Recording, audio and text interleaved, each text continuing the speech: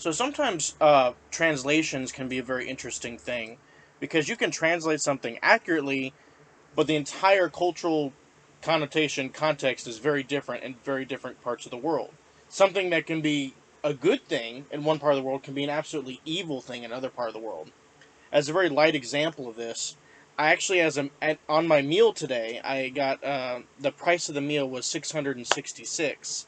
I actually ended up getting dessert, and I didn't realize that wasn't part of the price, so it naturally went up to 700 something in the local currency. So that's like 25 bucks, um, more or less. But anyway, originally though my meal was around 20 bucks at 666, which, and this side of the world is a very very lucky number. That actually would have been, if I stopped there and didn't get the dessert, that would have been very auspicious and lucky for me, especially since I had a bad day since I got ran over today by a taxi. But I won't be talking about that any further. Anyway, so what was I saying? Oh yeah, but in the West, as we already know, 666 is a very, well, evil number. Now, for most people in the United States, it's just like maybe a Halloween number. No one really cares. Where I come from in the South, that's a very, very evil number. Like sometimes in some places, you won't see the number six on addresses and houses and stuff. And if people actually get charged 666, usually the store, if it's a small town store, they'll end up charging you a little bit more or a little bit less just to get rid of that number. Again, it's not even actually the number 666. It may just be the three numbers in a row sequentially. So just like that, some things can just mean very opposite things. So one of the things that I saw that was interesting once was this YouTube channel that I don't watch anymore. And this YouTube channel was talking about, because everyone eventually talks about things that happen in China or in East Asia at some point or another. Not everyone, but it seems like that, especially if you're supposedly educational content or investigative content of any sort. And this one YouTube channel, she was talking about propaganda. And so one of the things that was funny about what she was saying was like, the direct translation of this is propaganda, which obviously we all know is a bad thing. And I was like, well, not really. And that's one of the things that bugged me about this particular person, because they took a lot of pride in how much they research everything. And this is one of the many instances where they actually don't research everything, or at least not enough. Now, to be fair, though, no one's going to get everything right or 100% well researched, regardless of how good they are about it, unless if you're SciShow. I mean, that's basically it. So, to be fair, anything could just be ending up a screw up. But I thought that was particularly tacky of a thing. It's like when they take so much pride in how much they research, and yet something so basic as a cultural nuance that propaganda, in this case, has a very different meaning in East and West, which was the word. I don't know if I mentioned that already or not, but the word was propaganda. So we know in the West, propaganda is inherently evil thing, just like our 666 example. But in East Asia, it's actually more or less a neutral thing. So, so when this person labeled this as, oh, we know this word, so obviously it's bad, and they mentioned that in her video, or in their video, I was just like,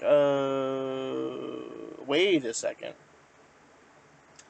Um, And so I just just came to my mind now for some, I forget how it came to my mind now, but I thought I might as well talk about it.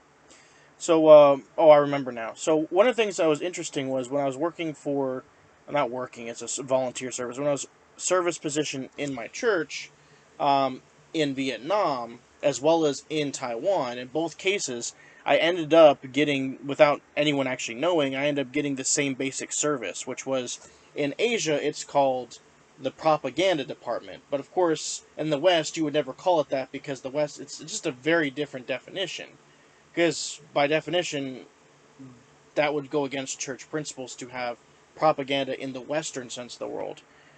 So then, what would the translation be in the Western sense? Well, in the Western sense, the translation would just simply be like poster making or graphic design. That's basically it. See, in the West, propaganda has an inherently persuasive tone to it, whereas in the East, being persuasive isn't even necessarily the goal. Just simply conveying information, even in a very boring point of fact style, is also considered part of propaganda.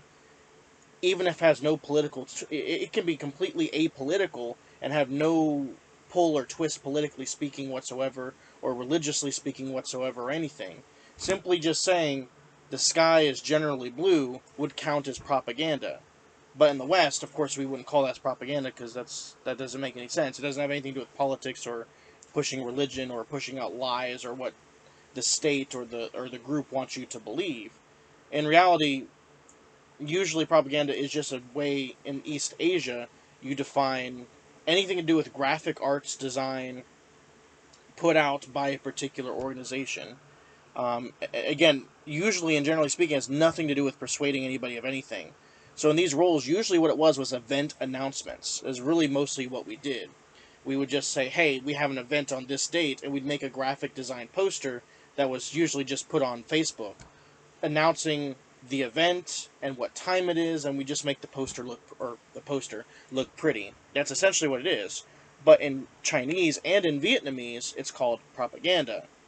Whereas in English, that would just be called, well, I don't even think it'd have a particular name to it. You'd just be part of the young single adults, because that's where I was young single adults committee member or something like that. It'd just be a member of the committee, or you'd be the graphic design group or something like that. It'd be a totally different thing, because in our entire world, propaganda has an inherently negative, evil, and deceptive tone to it. Whereas in East Asia, that's not the case at all. Of course, propaganda can be used for these same things: deception, political motives, and it often is. I mean, I have Vietnam War propaganda on my wall over there. So yes, it's definitely a thing that, even in the East Asia context, can be used for.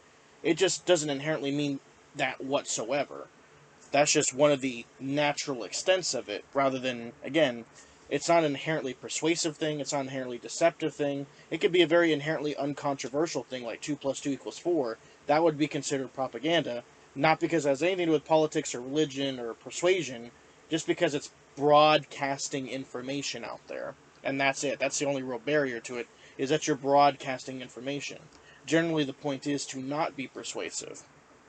And so I just thought it was an interesting thing, because Vietnamese and Chinese slash Taiwanese often do have a lot of overlaps in their culture for obvious reasons if you know the history. Although I generally tend to talk about Indochina as part of Southeast Asia, because that's technically how they identify as. Because of the history, Vietnamese are in a unique position to kind of consider themselves somewhat part of East Asia in some aspects like this one, as well. As well as the Vietnamese language, for the most part, is considered to be, by linguists, 33% Mandarin, 33% Cantonese, and 33% a lot of other things, including French. So, including their own natural language they had before any of that conquest stuff. Anyway, so it's just one of those interesting things about language that has very different contexts, and it can be really confusing to people. What something means to you, even if you get the translation 100% correct, can have very, very different cultural nuances behind it. Some things that we think of as positive could be inherently evil, or wrong, or bad in another culture, or vice versa. Something that's considered neutral can be considered inherently wrong or bad, or something considered good, wrong, or bad in our culture. Just one of those things. So yeah, propaganda, again, of course, has the same meanings as we do in the West, but for us, that's the only meaning. Whereas in East Asia, that's just one of all sorts of meanings to it.